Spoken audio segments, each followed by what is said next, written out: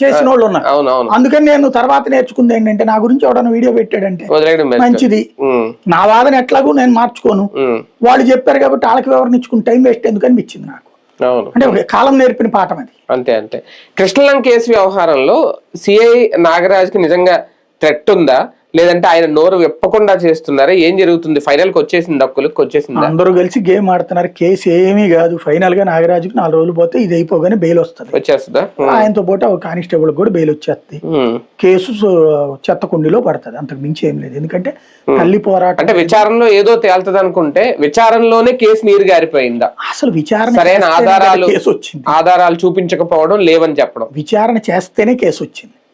అందరికీ తెలిసిన నిజం, కళ్ళ ఎదుటి కనబడ్డ నిజాన్ని దాచేసి నాగరాజు దాచాడంటే ఏంటి? నిజంగా ఎవరిని ప్రశ్నిస్తున్నారు? అంటే సిఐని కనుక విచారణ తీసుకుంటే ఆ మిస్టరీ ఏదో వేడుతుంది, ఏం జరుగుద్ది చెప్తాడేమో అనుకున్నాం.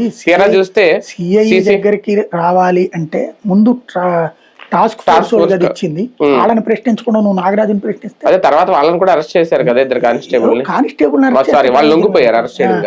కానిస్టేబుల్ తో ఏంటి సంబంధం నాకు అర్థం కాల. టాస్క్ ఫోర్స్ అధికారే కదా వీళ్ళకి ఇక్కడ పంపించింది, తీసుకొచ్చింది టాస్క్ ఫోర్స్ వాళ్ళు కదా.